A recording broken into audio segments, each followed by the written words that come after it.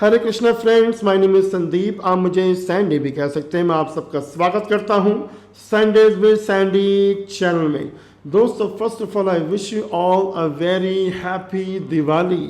इस दीपावली के त्यौहार की आपको बहुत बहुत मुबारक। ये दीपावली का त्यौहार हम सब के लिए बहुत ही शुभ हो। आप सबको बहुत बहुत शुभकामनाएं इस दीपावली के त्यौहार की। मैं ये भी हमेशा प्रार्थना करता हूँ श्री कृष्ण से कि जो हमारा आने वाला साल है बहुत ही अच्छा रहे, शुभ रहे। हम सब जानते हैं जो हमारा साल बीतने वाला है बहुत ही गंदा रहा। बिकॉज ऑफ कोविड-19 पेंडेमिक हमारी पूरी दुनिया हिल चुकी है। इसलिए मैं हमेशा प्रार्थना करता हूँ श्री कृष्ण से कि ऐसी महामारी, ऐसा पेंडेमिक फिर कभी ना आए। चलिए दोस्तों, आज की कहानी शुरू करते हैं। आज की कहानी बहुत ही इंटरेस्टिंग है दोस्तों। आज की कहानी है अकबर और बीरबल की। बीरबल बहुत ही फेमस थे कि बहुत इंटेलिजेंट है, चतुर है, चालाक है। एक बार अकबर बीरबल को बुलाते हैं कि वो बीरबल को इनाम देना चाहते हैं। बीरबल बहुत ही खुश हो जाता है। वो खुशी खुशी अकबर से मिलने अकबर के दरबार में जाता है। लेकिन बीरबल को ये पता नहीं था कि अकबर जी से मिलने के लिए लाइन में खड़ा होना पड़ता है। वो पहले तो हैरान होता है कि लाइन में खड़ा होना पड़ेगा। वो लाइन में खड़े हो जाते हैं। लेकिन जो द्वारपाल था वो बहुत ही भ्रष्ट था। वो तभी किसी को मिलने देता था अकबर से अगर उसे सिक्के मिलेंगे। तो जब बीरबल की बारी आती है तो द्वारपाल कहता है, हाँ भाई सिक्के निकालो, अकबर से मिलना है। बीरबल कहता है, तुम मुझे जानते नहीं क्या? अकबर जी ने मुझे बुलाया है, वो मुझे इनाम देना चाहते हैं। द्वारपाल कहता है, अरे छोड़ो, मुझे सिक्के दो, मैं तभी तुम्हें अंदर जाने दूंगा। अब बीरबल अंगूठी देते हैं। बीरबल बताते हैं कि ये अंगूठी भी मुझे अकबर जी ने इनाम में दी है, तुम ये अंगूठी रख लीजिए। द्वारपाल नहीं मानता है। द्वारपाल कहता है, ऐसा है, मैं तुम्हें अंदर तभी जाने दूंगा अगर जो भी इनाम तुम्हें मिलेगा अकबर जी से, वो आधा इनाम तुम्हें मुझे देना पड़ेगा। क्योंकि वो द्वारपाल समझ जाता है कि बीरबल बहुत ही स्पेशल गेस्ट है, बहुत ही चालाक है, बहुत ही इंटेलिजेंट है। अकबर जी बहुत ही स्पेशल इनाम देने वाले हैं बीरबल को।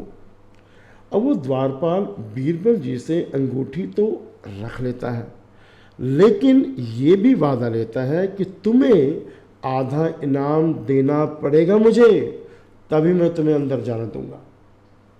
बीरबल के पास कोई ऑप्शन तो होता नहीं है। बीरबल कहता है, चलो भाई ठीक है, जो भी मुझे इनाम मिलेगा अकबर जी से मैं तुम्हें आधा दे दूंगा। अब बीरबल अकबर जी से मिलने जाता है।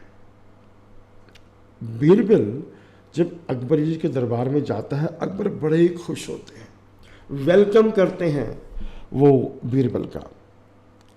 अब अकबर कहते हैं, बीरबल मांगो, क्या इनाम चाहिए तुम्हें? अब बीरबल क्या मांगता है? बीरबल कहता है, राजा जी, अकबर जी, मुझे इनाम में 100 कोड़े चाहिए। अब सारे दरबारी हैरान, सारे मंत्री हैरान, इवन अकबर जी बहुत हैरान हो जाते हैं, ये कैसा इनाम, 100 कोड़े? अकबर कहते हैं, अरे बीरबल तुम मजाक कर रहे हो क्या? 100 कोड़े मैं तुम्हें दूंगा? अरे नहीं भाई, ये इनाम नहीं दे सकता मैं तुमको। लेकिन बीरबल कहता है, अकबर जी आपने वादा किया था, आपने कमिटमेंट किया था, अगर आप अपना कमिटमेंट नहीं निभाएंगे तो आप कैसे राजा हैं? अकबर मजबूर हो जाते हैं। अकबर कहते हैं, अच्छा भाई ले लो 100 कोड़े। अकबर घोषणा करते हैं, अनाउंस करते हैं कि बीरबल को 100 कोड़े मारे जाएं। फिर बीरबल कहता है, राजा जी एक मिनट, आप मुझे इनाम में 100 कोड़े तो दे रहे हैं, लेकिन 50 कोड़े जो द्वारपाल बाहर खड़ा है ना, उसको भी दीजिए। अकबर कहते, कैसी बातें कर रहे हो बीरबल, आधे कोड़े इसको, 50 कोड़े द्वारपाल को, क्यों? बीरबल बताता है, अकबर जी, जो भी आपसे मिलने आता है आपका द्वारपाल उससे सिक्के लेता है।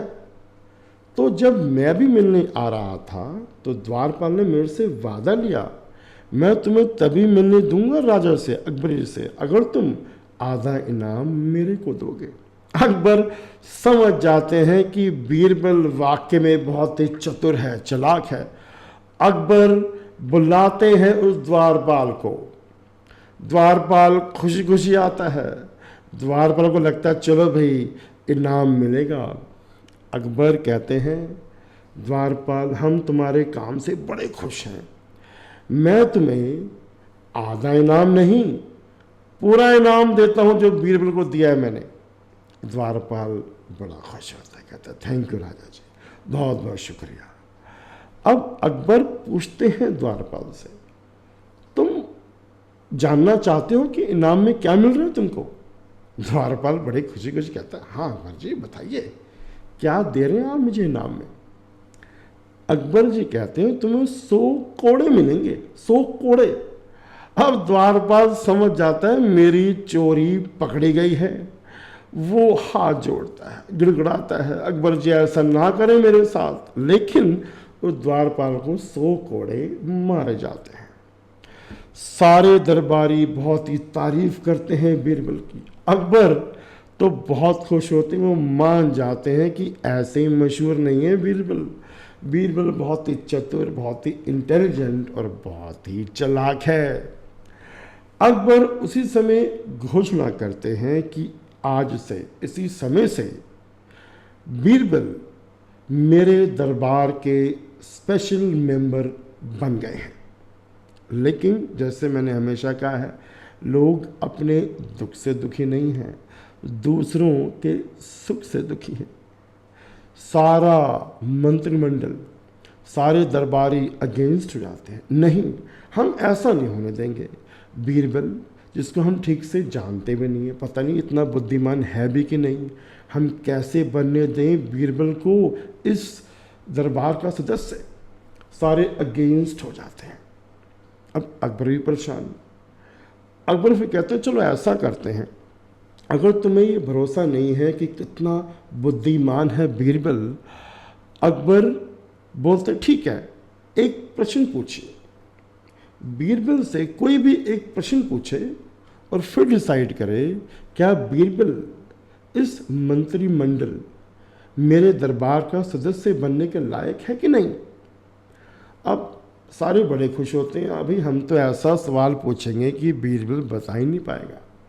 तो जो सेनापति होते हैं वो कहते हैं अकबर जी सोच लीजिए, खाली एक ही चांस मिलेगा, अगर बीरबल उत्तर ना दे पाया तो इसको गुलामी करनी पड़ेगी मेरी, लेकिन अगर इसने उत्तर दे दिया तो मैं गुलामी करूंगा बीरबल की।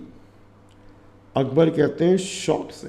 अकबर फिर भी बीरबल से पूछते हैं बीरबल तुम्हें मंजूर है, अगर ये तुमसे प्रश्न पूछें और तुम्हारे पास एक ही चांस होगा, अगर तुमने उत्तर दे दिया तो तुम इस दरबार के सदस्य बन जाओगे और जो सेनापति है वो तुम्हारा गुलाम बन जाएगा, लेकिन अगर तुम उत्तर ना दे पाए तो तुम्हें जिंदगी भर सेनापति की गुलामी करनी पड़ेगी। बीरबल कहता है मंजूर है राजा जी, पूछिए क्या पूछना है प्रश्न। अब सेनापति बड़े खुशी खुशी कहता है भैया मैं जो प्रश्न पूछने वाला हूं बहुत ही डिफिकल्ट क्वेश्चन है, सोच लो।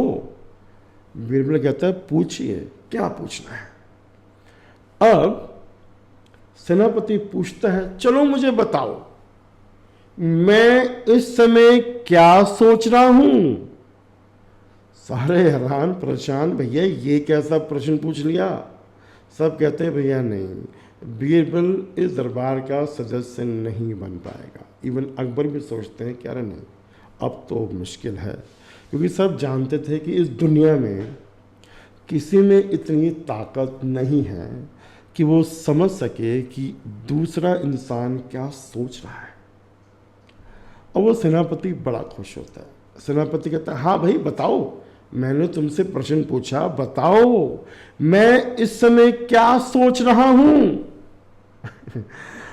बीरबल बड़े खुश होते हैं, अरे ये तो मुझे पता है।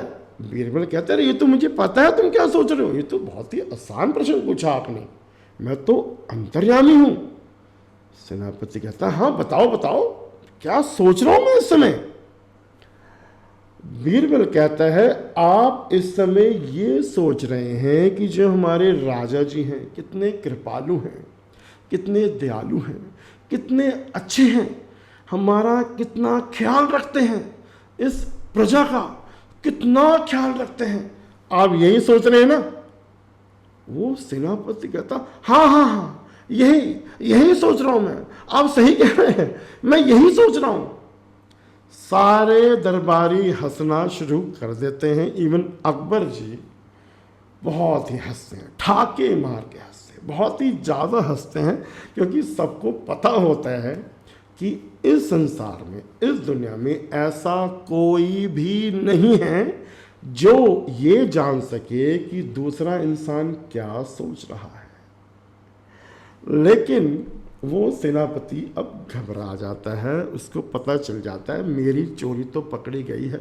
वो कहता है, राजा जी नहीं नहीं नहीं नहीं नहीं, मैं यही सोच रहा हूँ, मैं गुलाम बन गया बीरबल का हमेशा के लिए। और बीरबल बहुत ही स्पेशल सदस्य बन जाता है अकबर जी के दरबार का। दोस्तों, मैं आशा करता हूँ आपको कहानी बहुत ही अच्छी लगी होगी। इस कहानी का मैसेज ये है, अगर हम चालाक हैं, बहुत ही चतुर हैं, इंटेलिजेंट हैं, तो अपनी चालाकी का, अपनी इंटेलिजेंसी का देश की भलाई के लिए इस्तेमाल करें। किसी का बुरा करने के लिए, किसी का दिल दुखाने के लिए अपनी चालाकी का इस्तेमाल कभी ना करें। दोस्तों, मैं आशा करता हूँ आपको कहानी बहुत ही अच्छी लगी होगी। I once again wish you all a very happy Diwali. आप खुश रहें, स्वस्थ रहें। Take care. हरे कृष्णा।